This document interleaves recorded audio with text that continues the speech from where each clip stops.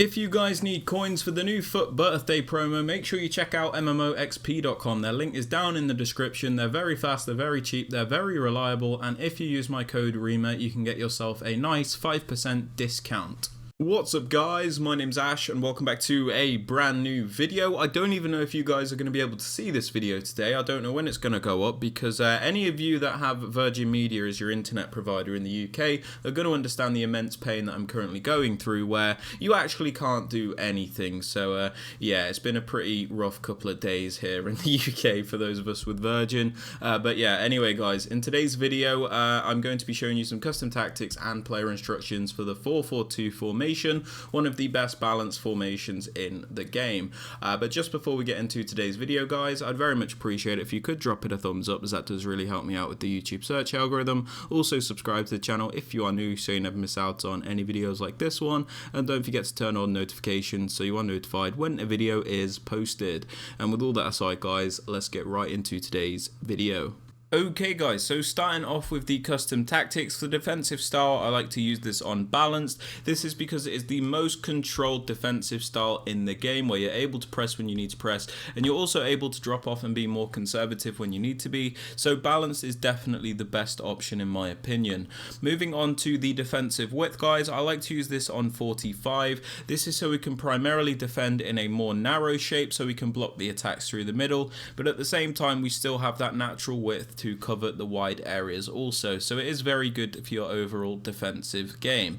Now moving on to the depth guys, for the 4-4-2 I like to use a slightly lower depth, so I'm currently using this on 55. This is so we're not constantly getting through-balled by having a super high defensive line, but at the same time the defensive line isn't too deep to the point where we're getting pinned back, so it is very nice and balanced, and it's like quite a flexible defensive line to use.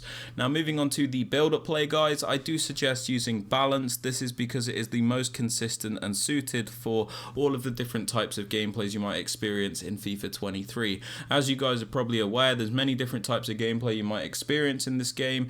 Sometimes the gameplay can be very quick, other times it can be slow and laggy. There's so many different types of gameplays you might experience. Balanced is the most suited for all of them and is the most consistent. When the gameplay is fast and responsive, fast build-up is very good, but if the gameplay is slower, then this is a horrible tactic to use, so I just suggest using balanced as it is the most consistent to use.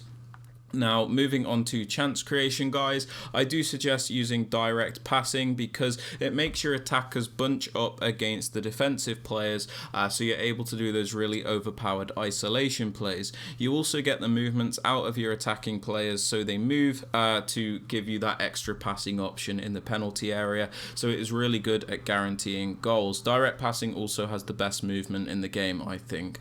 Now some people don't really like direct passing, and that's fine, so my next suggestion would be for those people to use forward runs.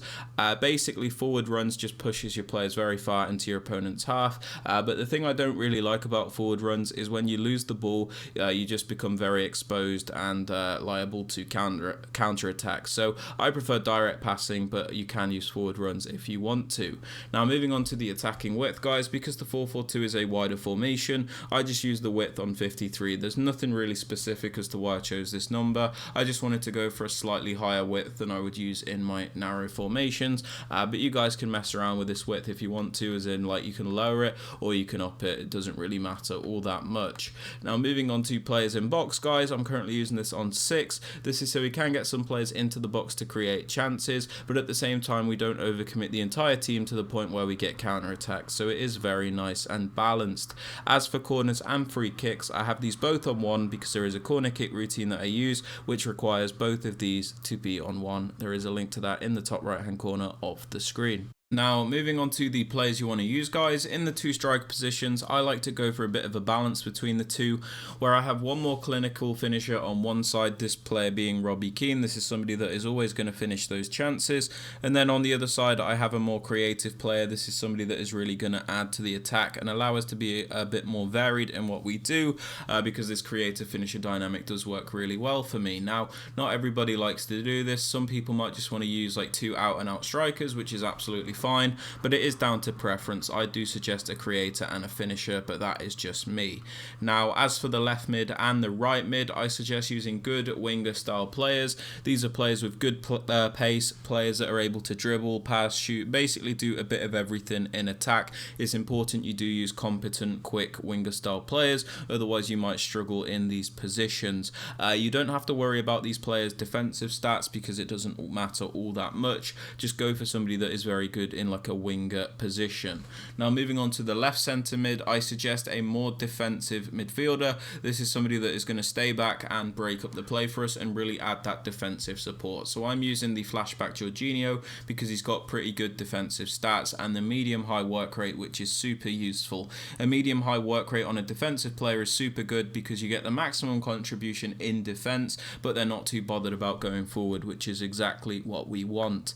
Now, moving on to the right centre mid, we use a more box-to-box style midfielder, so we're using the flashback Paul Pogba. You're going to want somebody with very well-rounded stats, so they're good in both attack and defence, and if you can get it, a high work rate is super beneficial, so you do get the maximum contribution in attack and defence. So we have a more defensive player on the left, and then a box-to-box player on like the right, so we've just got a nice balanced midfield. As for the fullbacks, I kind of like to go for a balance between the two, where I have Roberto Carlos, who's a bit more technical on the ball and a little bit better at passing and stuff like that, and we have Cafu, who's a bit more defensively solid on the right hand side, but maybe lacks that more technical aspect to his game. That's just something I like to do, where I have a bit of a balance between the two fullbacks, but it's up to you guys whether or not you follow that. As for the centre backs and the goalkeeper, these just need to be as good as you can possibly get them. For the player instructions, guys, on both strikers, I just have them on stay central. The reason I do this is because we don't want these players drifting off to the wide areas. Since they are strikers, they do need to be in the central position, so they're always in the correct areas. If you have them on balanced width, sometimes they'll drift off wide and they won't really get involved, so I think it's important to use stay central. I also prefer using mixed attack as opposed to getting behind, because I feel like you get more out of these two players, especially in the build-up aspect of the game. Basically, if you put them both on getting behind, they're always going to feel like very disconnected from the rest of the team, and I don't really like it because it makes you very one-dimensional. If you don't just want to use them both on mixed attack, what you can do is put like your more clinical finisher on getting behind, so he does make those runs, and then have the more creative player on mixed attack, but I just like to have them both on mixed attack. Now, for both the left mid and the right mid, we have come back on defense and get into box for cross.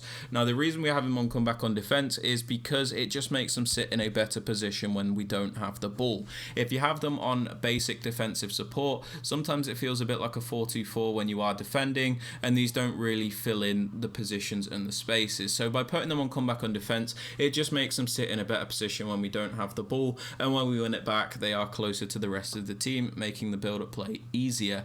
We also have them on get into the box for cross, because sometimes when we get to the penalty area, they're a little bit static and they won't get involved on balanced crossing runs. So get into the box for cross means they won't hesitate to get more involved when we are in the penalty area.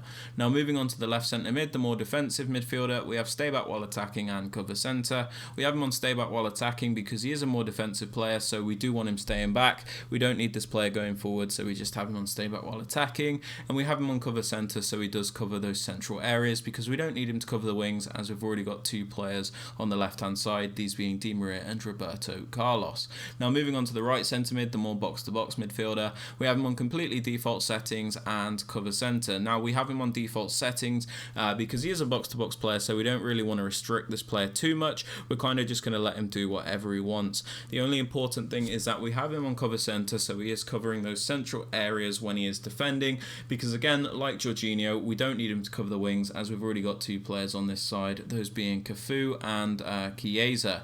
Now, moving on to the fullbacks, I have them both on stay back while attacking. The reason for this is the 4-4-2 is already a wider formation, and I mainly use my fullbacks in attack when I'm using a narrow formation to add extra width, but because we've already got a decent amount of width in the 4-4-2, we can afford to keep these fullbacks back just to add more defensive support. You can go ahead and commit one of them on balanced overlap or something if you want to, but I really don't see the need with the 4-4-2, so I just keep them back, so we've always got our defence back in position.